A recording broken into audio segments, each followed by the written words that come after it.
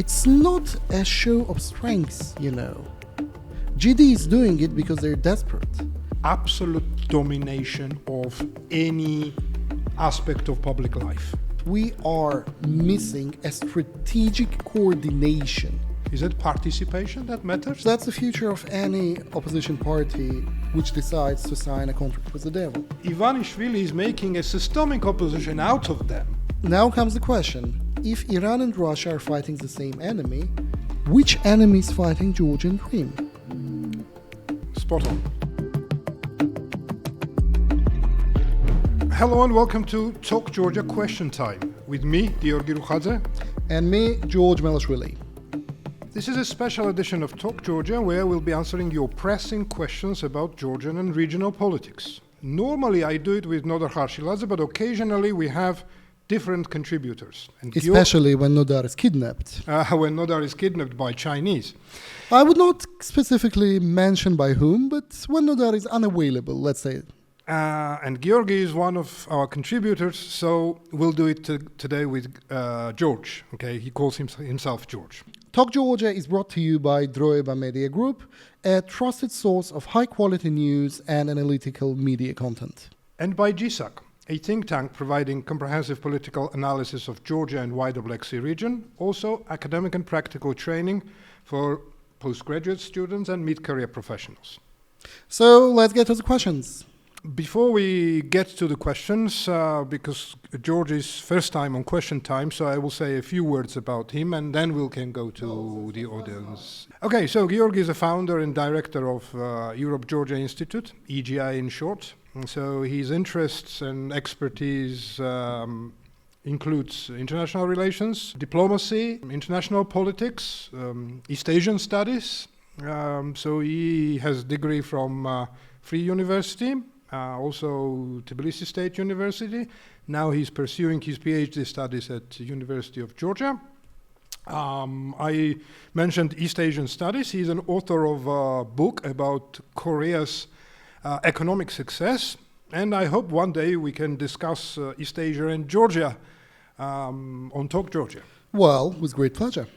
Okay, now let's get to the questions. And by the way, if you would like your questions to be answered on the next show, please send them to talkgeorgia1@gmail.com. You see email on the screen.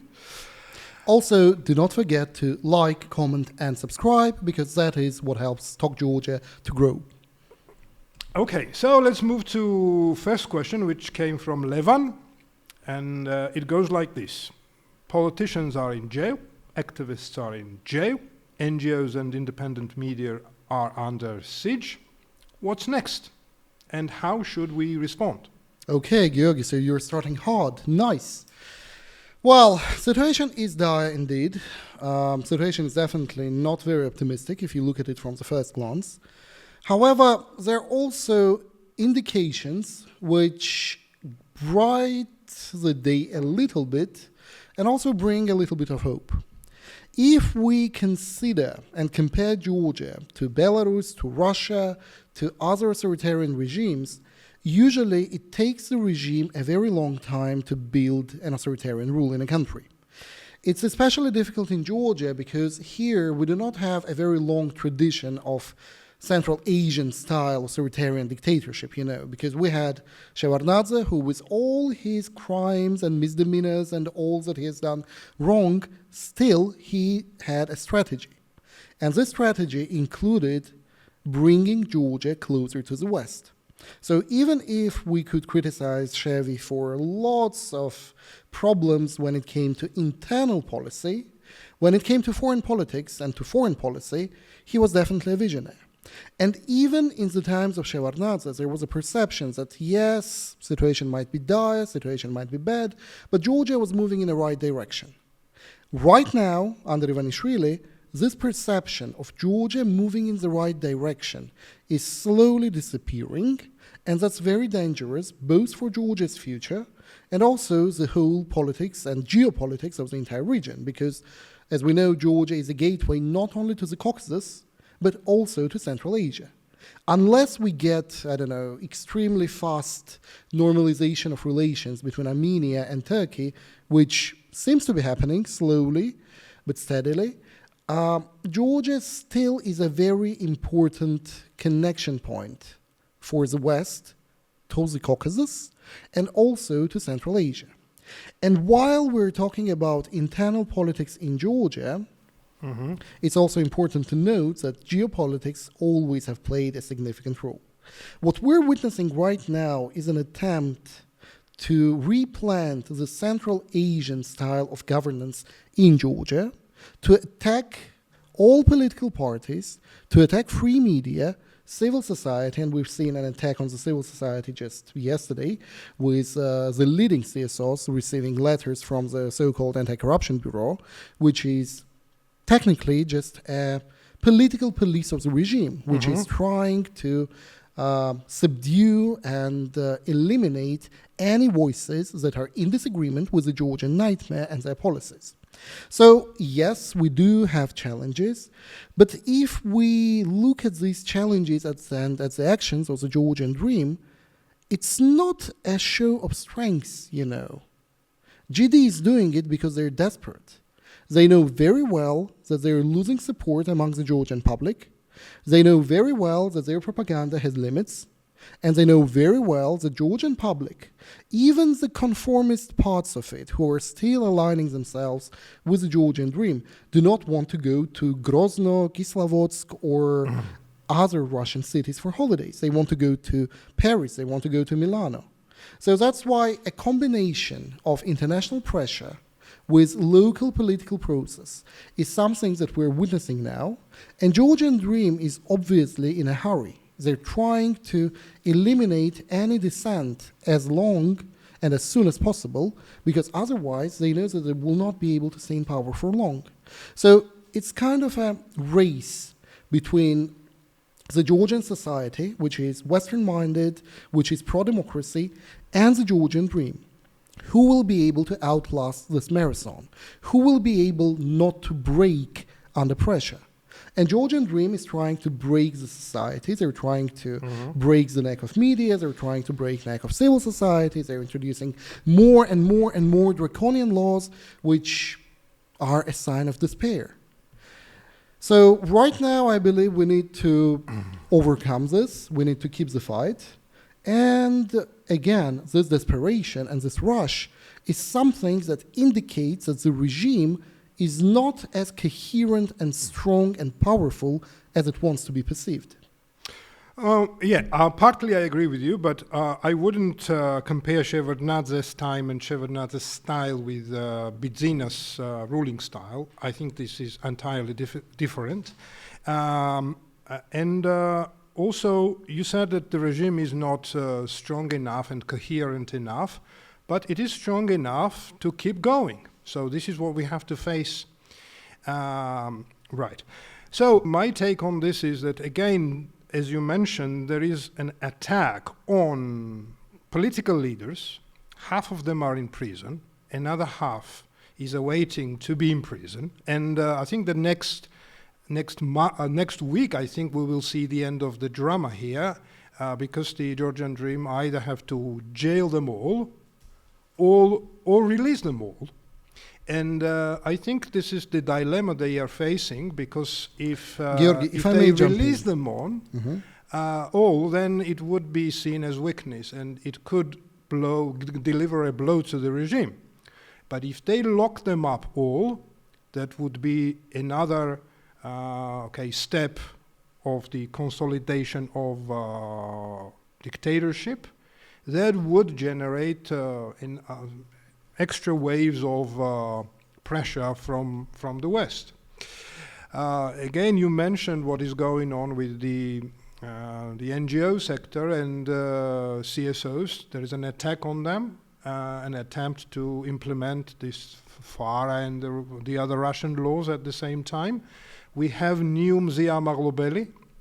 Nino Datashvili was jailed a few days ago for allegedly assaulting civil servant or bailiff in the courtroom. And then she's facing up to 7 years in prison. And she's just a teacher, and she didn't really assault anyone. She was just protecting herself in a brawl in the courtroom. the television stations are attacked because I think yesterday or the day before yesterday there was going on a hearing in Communications Commission when the Commission is trying to put pressure on TVs, critically minded TVs, on using certain terms like the regime and the regime's court and etc., etc. So I would say this is a regime is attacking almost all aspects of public life at the same time and trying to get the full domination of it. Okay, to answer the second part of the question that Levan sent us, how should we respond? The reason I kind of gave this background to the audience is that I think the situation is not dire, but indeed very serious. And we are witnessing very fast consolidation of autocracy in a very fast pace. This didn't happen in Russia this way. This didn't happen in Belarus this way. It was kind of the gradual consolidation in those countries. Now, here in Georgia, we are facing, something slightly different, but it's a very happening. It's very fast. As for how should we respond to this, I think that what we have to think here carefully: who are we? So, okay. It's political parties, it's civil society organizations, it's just active people like we are, or it's people on Rustaveli Avenue who are protesting. It's already more than 200 days. Is it international players, Georgia's partners? Okay, we contains many players. So, and I think that the good response and efficient response would be that if these players at least coordinate. Well, first of all, I wanted to interrupt you for a second because I don't think that all the viewers are absolutely familiar with why the political leaders are in jail right now. And I think we need to explain a little bit about this Sulkiani Commission because that's a very indicative image of what Georgian Dream is trying to achieve. The Sulkiani Commission in Parliament was created in violation of Georgia's constitution. Even if we put aside the question of the election itself, any investigative commission in Georgian Parliament is supposed to have opposition representatives. The Sulkiani Commission has 0 opposition representatives, and the Georgian Dream decided to allocate MPs from their own party as artificial opposition to join that commission, which is a violation of Georgian constitution if we look at it from a very strict perspective. So the political leaders are being jailed because they refuse to come to an anti-constitutional commission, which is hilarious if we look at it from a legal perspective. That's a very basic violation of both the spirit and the code of Georgian constitution. And Georgian Dream does not care. They're trying to weaponize both legal system and the constitution and all the state institutions against their own people. So that's something that is going on here with the political leaders, and that's why I think it's always important to explain to the viewers why this commission is actually illegitimate and illegal, even from a purely legal perspective. A commission without opposition, that's not how it works. That's not how it is supposed to be working. And yet, Georgian Dream is trying to push this narrative.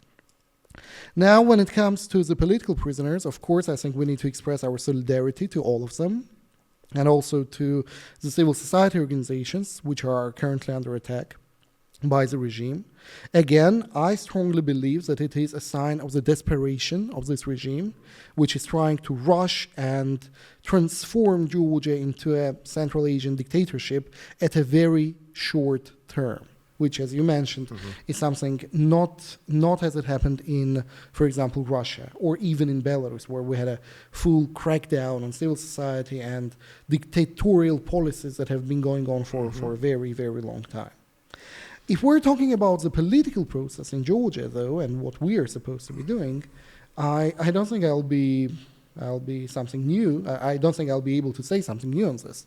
We all know that to fight an authoritarian regime, you need three different aspects. Aspect number one, political process, which includes and is combined of political parties, what they're doing, if you want to add civil society, spice things up with some other stuff. But the most important thing is political process and what the parties are doing. Second one is external pressure, and we have seen unprecedented pressure from the European Union, which, by the way, is not enough. And the fact that we have not seen European Union sanctions is an indication of inability of the EU itself to achieve very basic foreign policy goals. And the third one is the people who are protesting, who, despite all those fines, are not yet broken, and who are continuing the fight. I sometimes compare the situation in Georgia to a big box which is expecting a spark to recreate the huge protests we have seen. So that's why right now, from these three components, I think the biggest challenge is political process, because out of four main opposition political parties, we do not have a strategic agreement on how and what they want to achieve. We have two political parties, the United National Movement, together with their allies. We have and Coalition for Georgia, who do not want to participate in the local elections, and they decided to boycott them. And at the same time, we also have Lena for Georgia and for Georgia, the two parties, one of them led by Mamuka Hazaradze. Giorgi, let me interrupt you here. So I think that we have a question about the local elections. So I mean, when we read out, we can just move to that. Well, do you mind reading out next question, which came from Lena? The European Parliament passed a strong resolution on Mzia Amaghlobeli and the state of media freedom in Georgia. So why isn't the EU taking action? Why isn't it using all its leverage to hold Ivanishvili and his allies accountable? That's a brilliant question. I think you started answering that question already. Indeed. We partially responded to it. First of all, the European Union is a body which takes a decision by consensus. Since we have Mr. Orban there, who is definitely a Trojan horse within the EU from any perspective, it's very difficult to have pan-European or European Union sanctions on Ivanishvili or any of his cronies.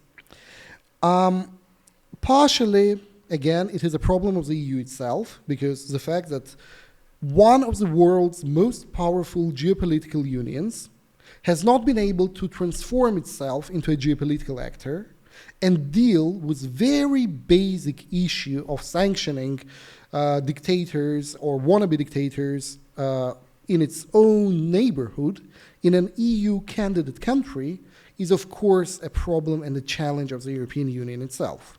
I mean, what are we talking about? Are we talking about a, trade bloc, or are we talking about a geopolitical actor which is able to project power?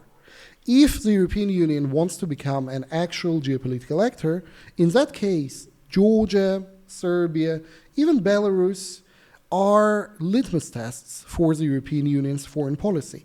Whether or not the EU itself is able to achieve very basic, and in Georgian case, I think it's absolutely the easiest case for the European Union, because absolute majority of the population is EU-minded. And even though the Georgian dream is immensely gaslighting the population and trying to spread anti-Western, absolutely anti-democratic narratives, they're not very successful. The population is still very much pro-EU, and the Georgian Dream Party, even now, is still trying to gaslight the public as if they are a pro-Western, pro-EU power. So for the EU itself, Georgia is a relatively easy example where they can actually project power if they wanted so, but they have not been able to because of Mr. Orban and also his allies in Slovakia. So at this point of time, the biggest challenge why the EU is slightly incoherent in its approaches towards Georgia, which is the European Parliament with very strong wording, very powerful messages, and then we see the Commission level, which is not able to make any decisive actions because Hungary is actually blocking them. So I think that's the answer. European Union partially needs to realize that it is a geopolitical actor. In the current situation, in the current geopolitical environment, European Union has only two choices: to transform itself and become an actual geopolitical actor which is able to project power, or slowly go into the abyss and slightly disappear from the world stage.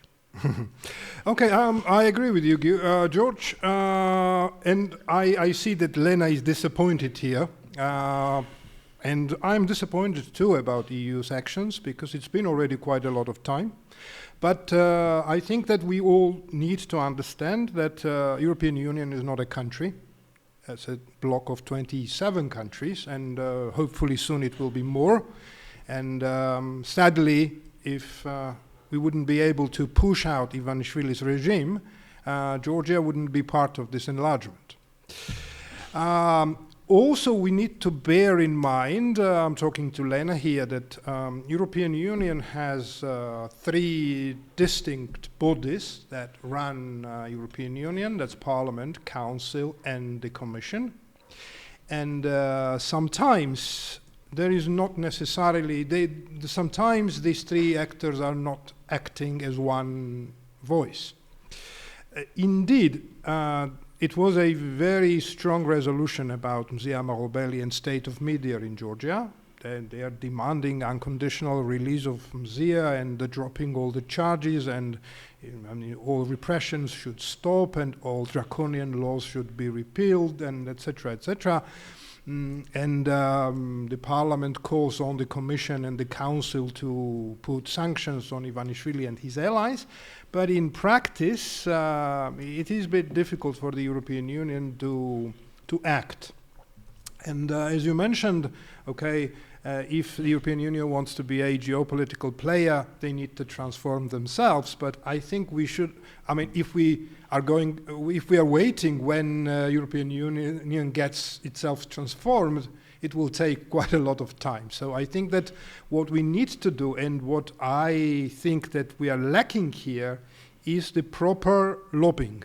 Because, look, when the issues are very important for the European Union, they normally manage to take decisions pretty quickly. So a good example is Ukraine, good example is, for example, now Iran, when European Union countries, well, at least the top of them, are talking to the Iranian officials about how to, put them on the negotiating table, etc. And you mentioned Orban. Yes, Orban is a black sheep of the European Union, and he's trying to block a lot of decisions. But when it comes to Russian sanctions, for example, the other European leaders are able to persuade him to withdraw his opposition, right? The same could be said about the other important issues. So what we need to do is to make Georgian case as important that the European leaders pressurize Orban to get the consensus about, putting sanctions on Ivanishvili and his cronies and with the other issues. Also, one thing that needs to be mentioned here is that what European Union needs to realize that if they want Georgia to be, well, a democracy, or if they want Georgia to be part of European Union in the future, I think they need to hurry up here. And they need to put all their leverage that they have in action. Because if they don't do it now, and if the Georgian dream will have space to adapt, they will adapt to literally anything. If visa-free travel is stopped at some point, and I think it is going to happen at some point, before that, if Georgian dream has time, they will adapt to it. If free trade stops at some point, and it is going to be stopped if Georgian dream continues the policies that they pursue, they will manage to adapt to it. So it is important that if there is no consensus in the European Union, at least member states will try to put their own sanctions, their own leverage in place, because time is not working. in favor of democracy in Georgia. It is working against democracy. And unless things are done quickly, I don't think it will make much sense either to stop visa-free or stop free trade or stop euro transactions or stop anything, right? So, all in all, yes, I am also very much disappointed by the sluggish response from the European Union to the Georgian crisis, but I also understand basically better than anyone that the European Union is such an organization that is not, it is functioning on a consensus and things are done slowly. One thing is also worth mentioning that even no matter what Georgian Dream does, and we see what Georgian Dream is doing now, they still keep saying that we want to be part of the European Union. Yeah, we want to be part of that different on our European own Union terms, obviously, but yeah, by 2030, whatever, we will be more than ready to be part of it. But I mean, the point what I want to make is that because of, and you mentioned this popularity of the EU. Okay, Georgian Dream is working hard to decline this popularity as much as possible, but it is still very dangerous now to come out and say that we no longer want European Union. But this is getting prepared. And I think that two things needs to be done. First is that absolute domination of any aspect of public life. Means that the controlling of political parties, controlling of CSOs, controlling of media, controlling of every aspect of public life. And second, okay, just to unleash the propaganda, anti-European, anti-Western propaganda as it is going now, and wait before this process of brainwashing reaches the point when it's almost kind of 50-50 or 60-40 ratio. After that, I think that Georgian Dream will be ready and they will simply announce that we are no longer interested in the EU, we are no longer interested in whatever. I mean, they already said that about NATO, and Georgia will be a sovereign, democracy and the Russian background. And this is why I'm saying that needs to be done quickly. Yeah. The European Union needs to act quickly because this will happen within a year or two. Yeah, I'm calling it Serbiization or Moldovization of Georgia, if you want. When the ruling party is trying to transform a society which is 80+% pro-European into a 50-50 society. And they're trying to do it at a very fast pace. And when we're talking about GD's integration into the EU, let's not forget that GD is pushing the idea of different Europe. Apparently, that's the Europe of Alternative für Deutschland, that's the Europe of Orban and Europe of Fico. So what the GD is trying to do, they're trying to create this, I'm jokingly calling them unholy trinity of European political parties that are anti-European within the EU, and they're openly aligning themselves, for example, with the AfD, which is a political party that went to Abkhazia to, brackets, observe elections there. And that's such tragic comedy, I would say, where that Georgian ruling party is trying to align itself with the most pro-Russian, most anti-European forces within the EU, that it is very hard to comment on this from a political or politological perspective. That seems to be something that doctors need to take care of, honestly. Okay, let's move to the next question that came from Samanta. And what she's interested in is this. There is an intense debate over whether opposition parties should take part in the upcoming local elections. What's your view? Why are some parties calling for a boycott while others insist on staying in the race? Do you want to start answering that? I mean, if you want my honest answer, I don't care. No, seriously. Yeah. I mean, I wouldn't care whether or not the parties participate as long, and here comes the main part, as it is a common decision of all the main players.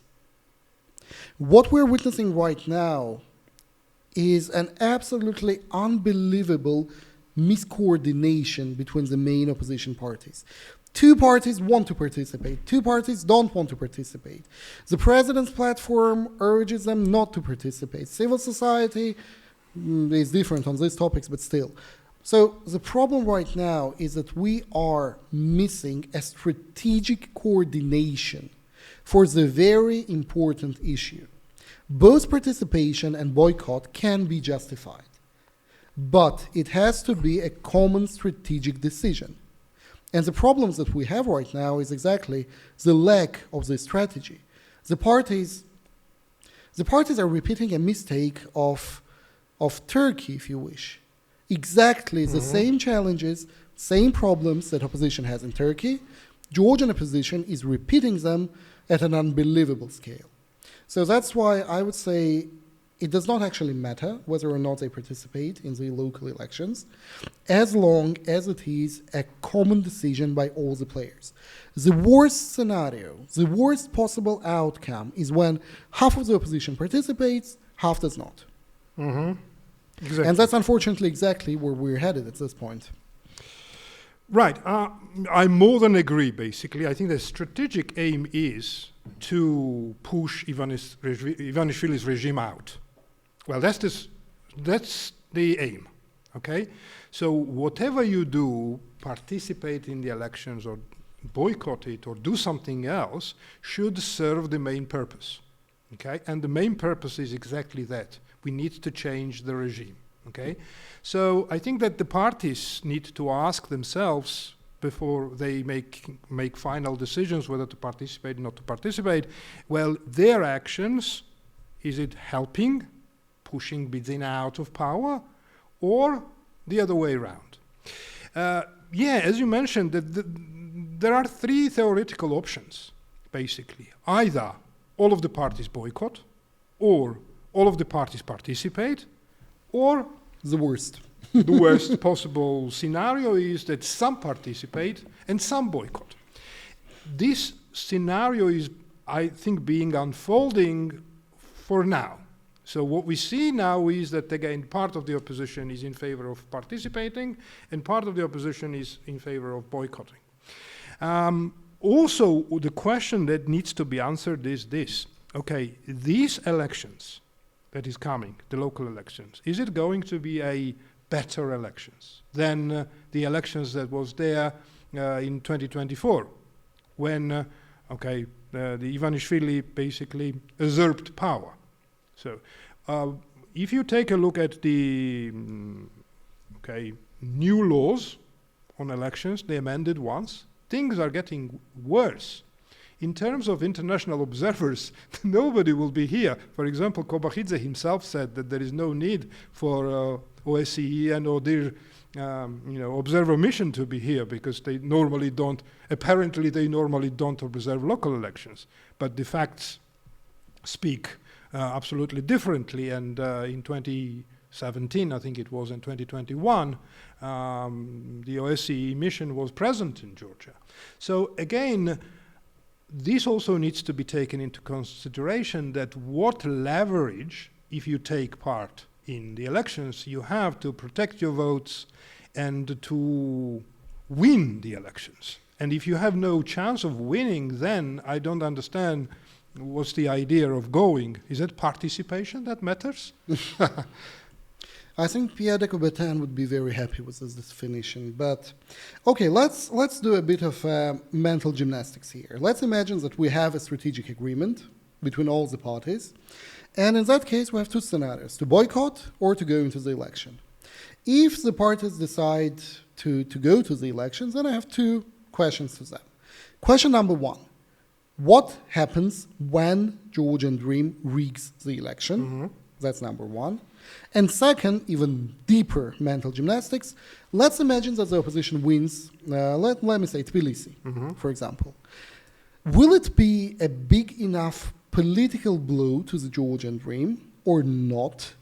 That's number one. And number two, what happens when we have an opposition mayor and Georgian Dream simply cuts off Tbilisi budget? I'm not even talking about Istanbul's mayor's scenario when they can simply arrest the mayor in a couple of months. So Well, they can do that too. obviously, But yeah. no, I'm not even mentioning that scenario. Let's say that they just cut the budget of Tbilisi and eliminate it entirely. What happens then? So unless we have some basic answers from the opposition parties on this, it's very difficult to evaluate. Also considering, if you remember, it was not the rigged election that caused mass protests in October. It was Kobakhi's statement that they are halting Georgia's European integration. So the biggest challenge right now is will or will not the opposition be able to mobilize and motivate their supporters, who are a majority in this country, by the way, to defend their votes. Ivanishvili in 2012, he did a very good job, if you remember. I don't think that our viewers know this episode of Georgian politics, but there was a so-called PANS conspiracy in 2012 election. Right, yeah, I remember. When the Georgian Dream was promoting a conspiracy theory that the PANs used by the Central Election Commission in 2012 were somehow disappearing. The ink was somehow disappearing. And that's why they asked their supporters to come to the polling stations with their own PANs. Now, that conspiracy theory was not implemented simply to, make people crazy. It was an attempt to mobilize their own supporters and to create a perception that United National Movement wanted to rig the election so that people were prepared to act after that. The opposition did not do it in 2012, even vice versa. The main communication line was that the GD would not be able to rig the election. So that's why when the election got rigged, the people were not prepared. So the question is, how can opposition prepare the people this time? Okay. So yeah, I have these questions. Maybe you could invite somebody from the politicians and ask it to them. But let's see. I will. Let's keep the questions open. Yeah, and one more question is, I think that needs to be answered, is that why does GD want opposition parties to participate? So. Well, that's an easy one, Georgi. You don't need opposition I know it parties is an here. easy one, but I know it's an easy one, but I think it needs to be answered because for some of the people to understand, what kind of trap is that? What Georgian Dream is trying to do is just to normalize the regime, get some kind of recognition, and most importantly, create systemic opposition out of the political spectrum. Systemic opposition means that if they go into this game, they will be attached to the Georgian Dream forever. Something very similar to what is happening in Russia for the past decade, basically. Because what Georgian is trying to do is that and if part of the opposition participates, the other part boycotts, the boycotting part would be marginalized, and the other part that cooperates would be turned into a systemic opposition. So this is what Georgian Dream is trying to do. And I think that all the opposition players need to realize that even those who want to be part of this game, that the Ivanishvili is making a systemic opposition out of them, and they will have no political prospects whatever after that. When we're talking about systemic opposition, I always love to bring the example of Yabloko in Russia. A political party, a liberal political party with pretty strong, coherent liberal values, which made a choice to become a systemic opposition party. Where are they now? Nowhere. So that's the future of any opposition party, legitimate opposition party, which decides to sign a contract with the devil. They will simply disappear, and they will be swallowed, used, and then dropped away. Okay, let's move to the next question. Do you want to read it out? Of course, Georgi. So the final question, in your opinion, how might the Israel-Iran conflict end? Oh my. Are we currently at risk, and how could this impact us in the future? Okay. You studied in Haifa University, so... Yes, I did, and will you be willing to start that? Because, that's $1 million question. At least first part of it, so how might the Israel-Iran conflict end? I don't think it will end so anytime soon. Maybe this operation or outbreak of the war can end within a few weeks. May not, I don't know. But conflict? Well, it's possible, but how probable is that? Well, yes, indeed. You mentioned that I said in Haifa, true, and it broke my heart to see Haifa under attack by the ballistic missiles and civilian infrastructure, which was also under attack. It's all, of course, absolutely devastating. When it comes to the conflict itself, I don't want to dig very deep into it because there are lots of different things that are changing, and it's absolutely possible that by the time that this podcast actually airs, situation will be absolutely different from what we're witnessing right now. So it will be aired tomorrow, so I don't think it will be radically changed. You never know, Georgi, you never know. I mean, what we're expecting right now is probably an attack on the Firdo nuclear center in Iran. So we don't know what will happen. We don't know if the American aviation will do it. We don't know if the bunker bombs will be used. So that's why it's very difficult to predict anything. And again, situation might change overnight, actually. So, but when it comes to Georgia and the Caucasus, I mean, first of all, Georgia does not have a direct border with Iran. So that's something which is not that bad at this point of time. But Armenia does. And it will be a very big challenge for Armenia right now because Iran has been playing a balancing role for Azerbaijan in the region. And Armenia has been trying to have very good relations with Iran, first of all because they hoped to somehow contain influence of both Azerbaijan and Turkey through Iran. Now this balancing act is over. Iran is not a player in the Caucasus for the time being, at least. And also, the second point, which I find interesting for Georgia right now, is the so-called 3+3 notorious format, which is right now absolutely out of the table because of what happened in Iran. Now, it's out of the game again. And I think that's probably a good thing right now because it removes ability from the Georgian dream to promote this north-south corridor, which they have been trying to push for a very, very long time. So from that perspective, situation is getting more difficult for the Georgia's ruling party because they have been openly allying themselves with Iran and Russia, and they have been visiting funerals in Iran, etc., etc. So from this perspective, definitely it's getting much more difficult for the Georgian somehow dream. I don't hear supportive statements from Kobakhidze today, so is Yeah, I mean, scared? the only statements that we've seen was from the MFA, and it was like, we call on all parties to demonstrate constraint, which is a very diplomatic way to put it, and I'm very surprised that there are still people at the MFA who can write a statement like this, but still. Yeah, so from Georgia's perspective, first of all, the downfall of the 3+3 format is definitely a good thing. On the other hand, when Israel will be able to achieve its objectives in Iran, it will be a very clear blow to the Georgian dream's propaganda because Israel is openly allying itself with the United States, with the European Union, while Georgia, and under the Georgian dream, has not been doing that. So, a very easy question. What is better, to be ally of the US and Europe or of Russia and Iran? And I think that question will be answered very vividly and is being answered right now by Israel very obviously. So that's why I think it's absolutely obvious that this conflict is a very big blow to the Georgian dream.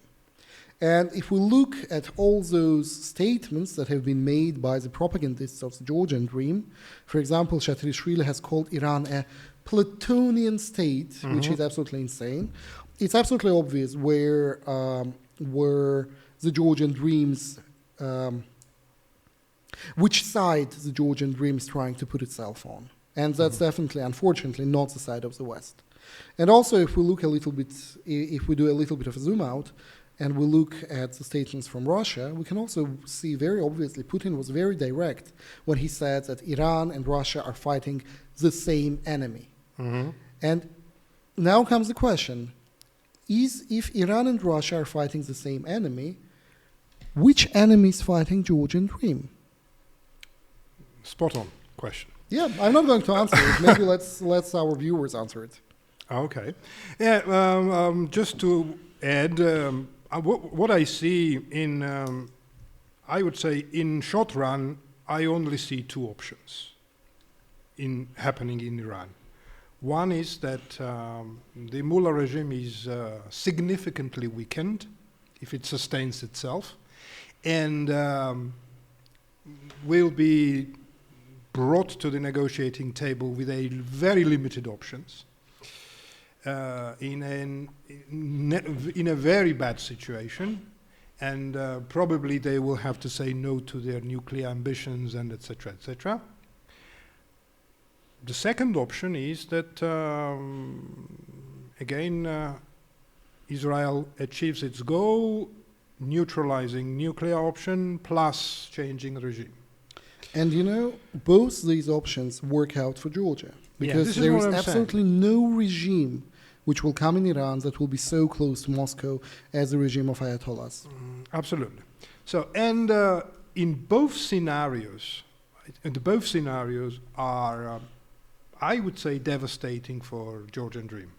So, of course, I mean, on its own, it can't change anything, but it will be very strong indication that sustaining a regime while being Russian ally or Iranian ally and the ally of this axis of evil is not that easy, right? And particularly when you have resistance inside the country. You know, there has been a very funny anecdote in Georgian Dreams propaganda. You know that they have been trying to portray themselves as a continuation of King Herakles II, and so on and so forth. And there was a joke on Facebook that the people who consider themselves continuation of King Herakles' struggle suddenly love Iran. Yeah. And his main enemy goes to the Shah Abbas I's grave and shedding tears.